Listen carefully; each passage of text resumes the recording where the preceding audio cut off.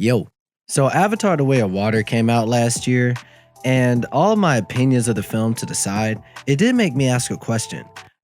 Do we want to see movies in 3D or do we want to just see Pandora in 3D? It's hard to tell because I don't hear anyone talk about seeing movies in 3D these days, neither before nor after The Way of Water. I was trying to look up some data on 3D ticket sales, and the only recent film I could find anything on was Avatar The Way of Water. Apparently, more than half of the tickets sold for that film were in 3D. And you know what? That makes sense to me. The first Avatar was basically sold on its 3D and its effects, of course. But like I said before, even though the 3D combo was able to resurface with The Way of Water, it's quickly descended back into the depths of the sunken place. At least in conversation. Regardless, due to James Cameron's sequel being such a great 3D experience, I saw Guardians of the Galaxy Volume 3 in 3D. I just said the number 3 times in the sentence. That counts for some good fortune, right? And I gotta say, the Guardians 3D experience was awesome. Well, let me rephrase. The film itself was awesome, but the 3D was pretty cool too. And you know what? It got me thinking. Even though the topic of 3D viewing doesn't ever hit my radar anymore, one topic that occasionally does is that of 4D, with an X at the end to show we mean business. If you're unfamiliar with 4D, it's basically a format where they simulate what's going on in the movie. If the characters are somewhere hot, you can feel the theater warm up. If they get wet, some mist is sprayed on you. If they get caught in an earthquake, the seats are going to make your earthquake. More on that later. Now, aside from a couple trips to Universal Studios, my experience with 4Dimensions is pretty limited. The only theater I ever go to is AMC, and they don't even have 4D theaters. But recently, I've heard a couple folks share their 4DX experience, and it sounded pretty cool to me. Plus, it's 2023, guys. One of my resolutions for the year is to try new things more often, so why not? By the way, let me say this. If you ever want to experiment with new formats or different theaters, try to only do that with movies that you've already seen. That way, if the new experience is literal doo-doo water, at least it won't ruin the film for you since you've already seen it. At least that was my theory. But when I sat down at a Regal theater for the first time to experience the filmmaking extravaganza that is across the Spider-Verse for a fourth time in 4Dimensions, with an X at the end to show we mean business, I was flabbergasted. So much so that I walked out and got my money back. Now look, I don't know how this technology is in the other theaters that use it. I'm in Jacksonville, so a lot of the stuff that we have that's supposed to be cool, it kinda sucks anyway. But this was just wild. The 4DX wasn't on for all of the trailers, but it did activate for one of them. Pixar's Elemental. The seats began to move, the fans began to blow, the mist began to spray, and my patience fled the scene. This film actually comes out this weekend, so I'll save my thoughts on the trailer itself for another video. But as far as my first sample of this 4D experience, I wasn't feeling it. But you know what? It's just a 2-minute trailer. Let's see how the movie starts at least.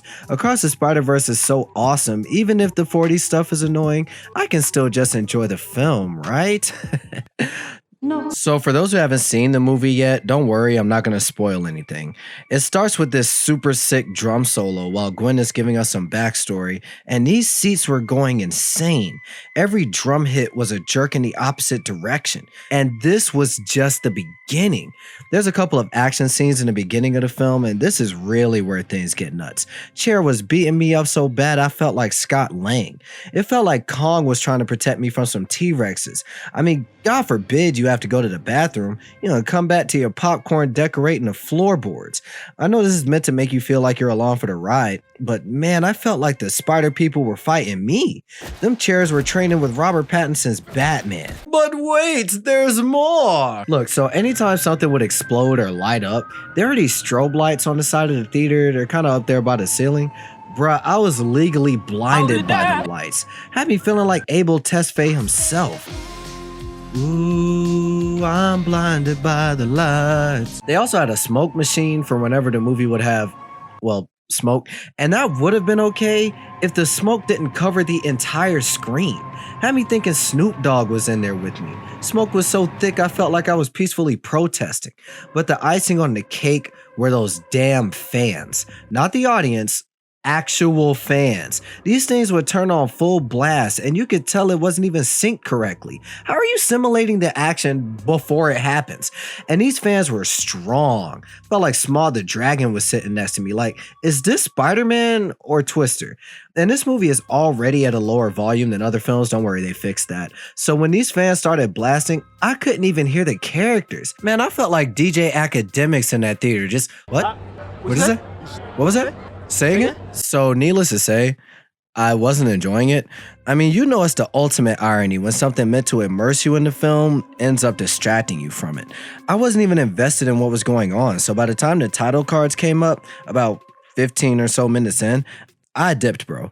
Look, I like roller coasters, but I don't want to ride one for 2 hours. Hell, I was mentally checked out by the 5-minute mark. And look, I left pretty early, so maybe everything calmed down for the rest of the movie, but I ain't finna walk back in there to find out. If 4DX is for you, I mean, that's cool. I'm glad you enjoy it, you know. There's things for different people and there's things that's not for other people, but if you're like me, the IMAX theaters work just fine. They also don't beat the crap out of you. Hey, if you're new here, check out the rest of the channel, or don't. Carry on with your day. But I do plan on doing a whole video on Spider-Man Across the Spider-Verse. I also plan on reviewing The Flash, which I'm seeing Thursday. I can't wait for that. Also want to review Elemental, where I'm going to talk about how the trailer made me feel, but also talk about the film itself and maybe talk a little bit about the bigger discussion of Pixar and all that stuff. But all of that comes later. Thanks for checking out the video. Y'all have a good day.